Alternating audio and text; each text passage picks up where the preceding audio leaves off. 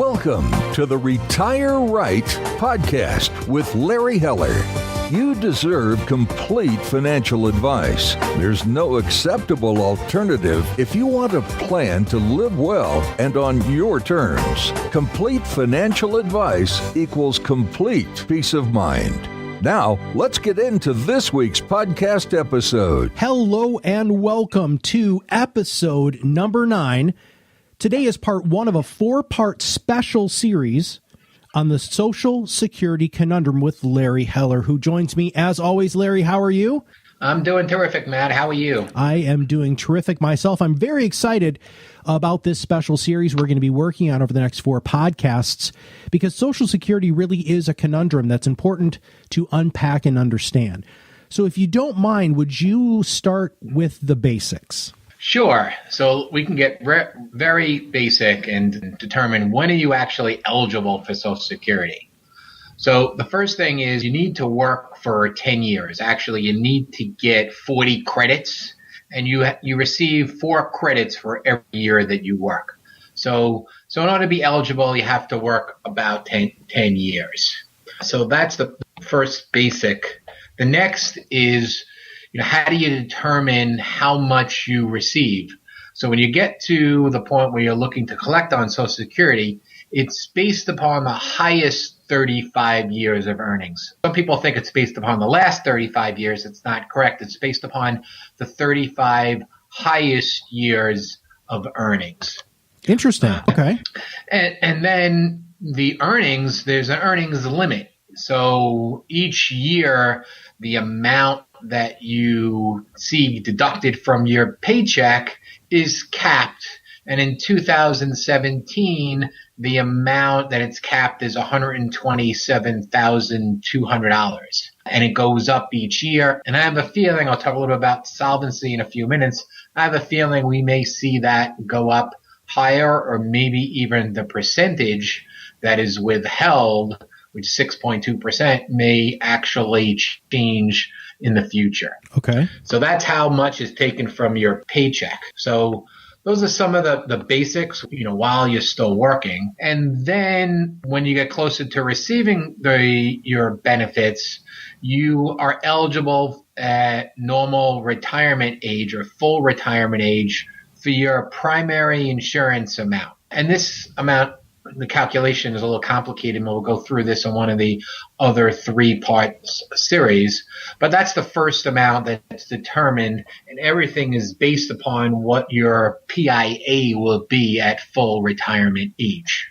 And then another factor to look at is the cost of living adjustment. So actually next week, they're going to release the cost of living adjustment for 2018. And from what I'm hearing, it's going to be somewhere in the 1.7 to 1.9%. The last few years, Social Security has not increased very much. So this year be a little bit higher, but still not a significant number. And another part, and not really the basics here, but I do get asked this question, is the Social Security system going broke? Or I hear the Social Security system is going broke.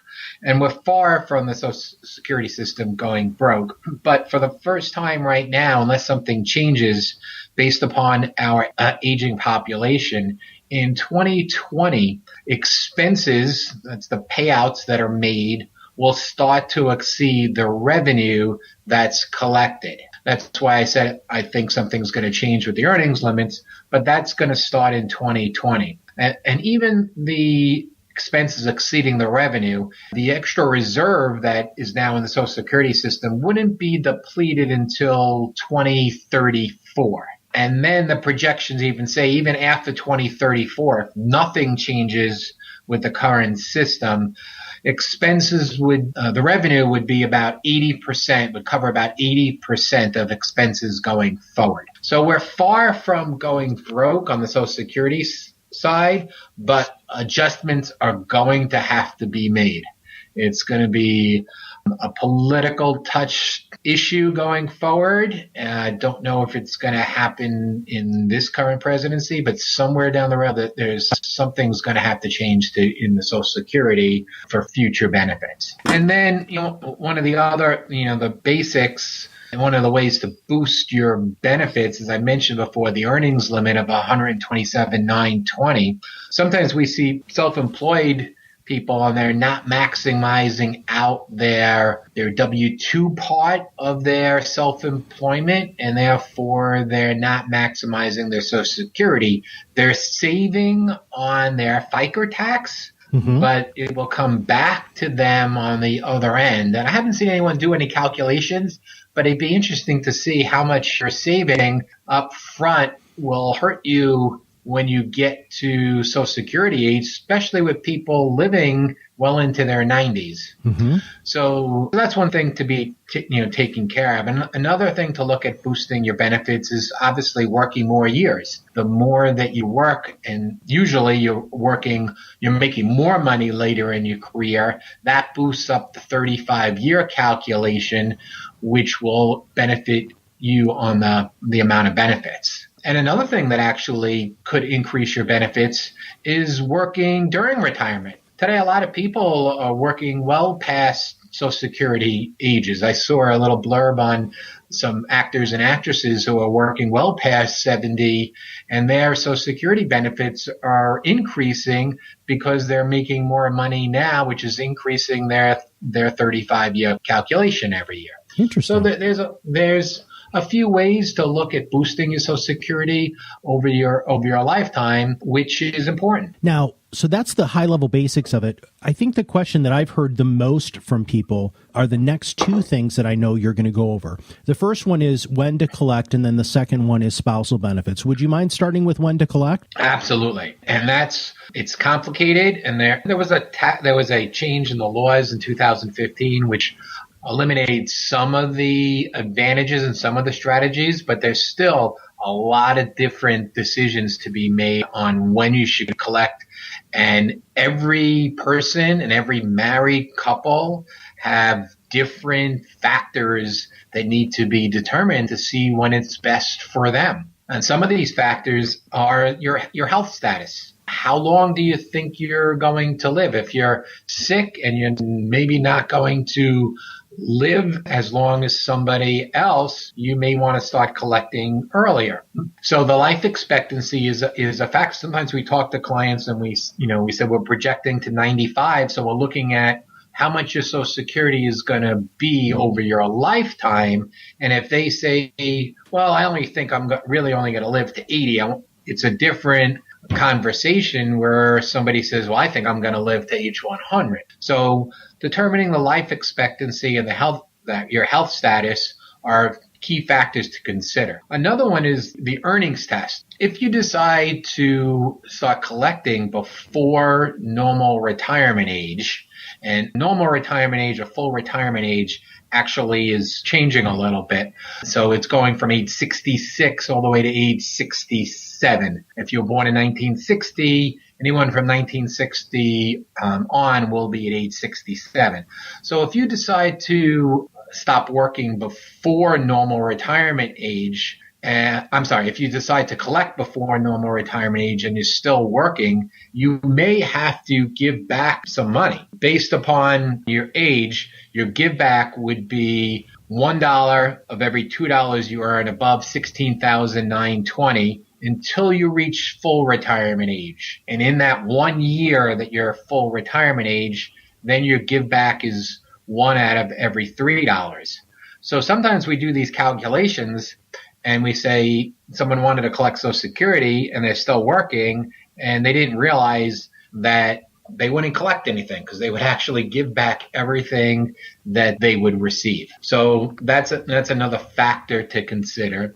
The other one is also your marital status and some of the different ways of collecting under your own or collecting under your spouse's marital status. Well, let's unpack that a little bit more. I'm sorry to interrupt there, but I really do want to. The spousal benefit thing is a really, really hot topic, and I've heard many professionals talk about people missing the boat on this, Larry. So, and I know we're going to do a deeper dive in this later, but can you at least wet people's whistles on understanding a little bit more about spousal benefits? Sure. So you have a few different options. You can collect under your own benefit, or you can collect under your spousal benefit. So if you collect under your own benefits, obviously that's based upon what you earned in your lifetime. The last 35 years is going to be a amount for your PIA. But they also look at a spousal benefit, which is calculated based upon yours plus 50% of your spouse's, and you subtract yours so that you could actually have a higher amount by collecting on your spouse's Social Security rather than yours. So you want to look at both of those. And then there's a few different benefits and a few different strategies that I'll talk about to see what it is. But, one of the things, even before I talk about, spousal benefits, is just looking at the break-even analysis on an individual before you even look at look at the spousal. So in other words, if you take it at age 66, a normal retirement age, versus delaying to age 70, how long would it take to break even? And some of the break-even analysis could be, we've seen 11 to 13 years. So by delaying it a few years, someone says, well, I won't break even until I'm 77 or 80. But there are reasons. One of them, if you think you're going to live much longer, you'd want to wait to age 70, because each year that you wait to age 70, the Social Security benefit's going up by 8%. Which is a huge number, especially in the low interest rate environment that we're in. So there's a big reason to wait to age 70. But I do find that there is a psychological hard thing for people to get over. I was actually on the golf course and listening to somebody who was just turned normal retirement age, and he couldn't wait to get his Social Security. And I explained to him, I said, you know what? It may make sense for you to wait to age 70. And before I even started to give him some reasons, he said, well, this is free money. I put in all the money that I've earned over my lifetime, every paycheck, and I want to get that money back as soon as I can. So, which is a hard psychological barrier originally to get over waiting to age 70, and to look at your Social Security. We try to get clients, look at your Social Security as another asset. And what is the present value of your future income stream of Social Security? And think of that as an asset. And are you better off spending down a different asset first prior to age 70, and then wait to collecting to age 70? So we go through all the calculators and show them the break-even analysis, and then try to get them to think the Social Security is just another asset. So before we even talk about spousal benefits, we've got to get clients looking at the different entry points. Of course,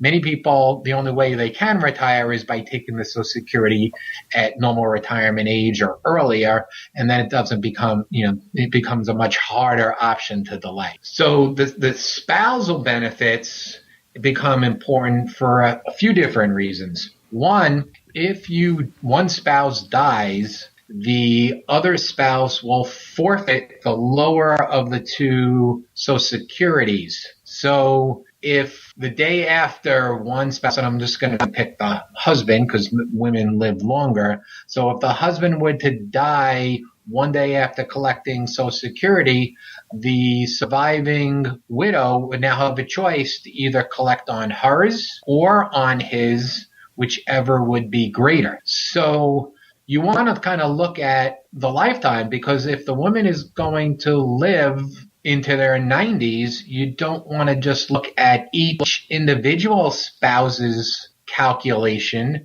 You want to look at both of them over possibly 30 years to see what would provide more to the family over a 30-year time frame. So sometimes it's beneficial to take one spouse's earlier and have at least one spouse delay, usually the higher earning spouse, delay into age 70 to bump up one of the Social Securities. So if one spouse were to have an early death, the surviving spouse would have a much larger benefit for a much longer period of time. And I know that can sound a little bit complicated. So using different calculators, we have our calculator that can do a lot of different scenarios at a lot of different ages to see what would be best over the longer periods of time. And that's something that you do when you sit down with people, right? Is you can plug all of that stuff in and give them the opportunity to see these numbers for themselves. Absolutely. And, I am surprised the Social Security system doesn't do a great job educating, and that most people don't understand how the Social Security, how the Social Security works, and have an idea that they want to look at it over the longer period of time, and taking a benefit earlier, even though they're starting now, could be detrimental later on. Gotcha. And another thing, in 2015, some of the strategies, such as the restricted strategy, was taken away unless you were 62 in 2015. There are some other strategies here that you want to look at. You can claim your own benefit when you're eligible, and then switch to the spousal benefits when the spouse is eligible. So it's not automatic, and the new law states you must do so as soon as you are eligible. And the old law, you can actually take one spouse at, let's say, age 62, and then wait until 70 and switch to the other spouse. But now if the other spouse becomes eligible, you have to switch at that particular time. So there are some still strategies to look at, and when you want to take it and how you may switch. And you no longer can do for both spouses. Only one spouse would be allowed to do this switch. So maximizing that, looking at taking one and then switching to the other, are still critical calculations that need to be done. If you are 62 as of 2015, you can use some of these other restricted strategies. And a lot of people don't know. We just had clients in, and one had turned 66. They weren't collecting Social Security, and they were both over. Obviously, they were 62 as of December 2015, and we were able to start the one spouse earning Social Security now, and then the other spouse next year on taking a spousal benefit and then switching to their own at 70. So in essence, they would have forfeited 3 to 4 years of Social Security and basically free money without knowing the strategy. And Social Security only lets you go back 6 months. So when they came to us, she was almost 67. So we were able to go back 6 months, but there was 6 months of forfeited Social Security. Wow. So it is important to start planning these strategies before you're eligible to take them, so you can see what is the best way of going. Now, divorce and becoming a widow is another aspect of this. Do you want to cover that stuff today, or do we want to use that or move that to one of the other 3 parts of this special series? Yeah, I mean, I'll talk about that more in detail later on. But again, just, relaying some real life stories. We had a single woman come in, older single woman, and we were, starting to do some planning for her. And I asked her if she was ever married before, and she was kind of didn't really want to share this. And I explained to her why we needed to share this, because based upon Social Security, that you were married more than 10 years, you're going to be eligible for his Social Security, and did not realize that she was divorced a while back. And so hers still may be more than his would be now, but it also depends upon, the ages. But you need to ask those questions, and we can talk a little bit more about the married features in a future podcast. On the divorce side, on the widow side, it's also another key factor is age 60, in that if you are a widow and plan on getting survivor benefits, which you can get at age 60, again, subject to the earnings tax, but you may want to tell a client who's 50, if they were 59, we had one right now, She is 58. Unfortunately, her husband passed when he was 45, and she was looking to collect survivor benefits. It turns out she's making too much money right now for the earnings test, but we also pointed out that if you do get remarried before age 60, which she was considering, she would forfeit that. So in her instance, waiting to age 60 will allow her to take survivor benefits, maybe not at age 60, but maybe at age 62 or on. So there's, again, a lot of key factors that should be coordinated and discussed. Well, I'm glad we're breaking this down into a special series, because it sounds like, as you're scratching the surface, that we could get deeper and deeper and deeper on this. So what sort of closing thoughts do you have, and what would you like to say to wrap up part one? Sure. And again, we'll go through this on another series, but I call it the tax planning story, and we can spend a good chunk of time on this. But between age 65 and age 70, there's a lot of tax planning that needs to be done, and coordinating the Social Security. A reason why between age 66 and age 70 is because you don't have to take your required minimum distribution on your IRA to age 70. So if you stop working at age 66 and you delay your Social Security to age 70, it gives a lot of other tax planning strategies in those 4 years to minimize your taxes. And again, we'll talk more. I'll give some more numbers in a future series on that. But planning for taxes and minimizing your taxes over those 4 years and coordinating higher Social Security can mean tens of thousands of dollars more in your pocket over your lifetime. Yeah. Wow. Well, that can make a huge difference. And in making sure that you're working with somebody who really, truly understands all of this makes all of the difference in the world. Well, Larry, I'm excited about the next 3 parts of this special series on the Social Security Conundrum. Thank you very much for your time today. Thanks, Matt. Have a great day. You too, and we'll see you soon on the other side of the mic for the next part of this special series.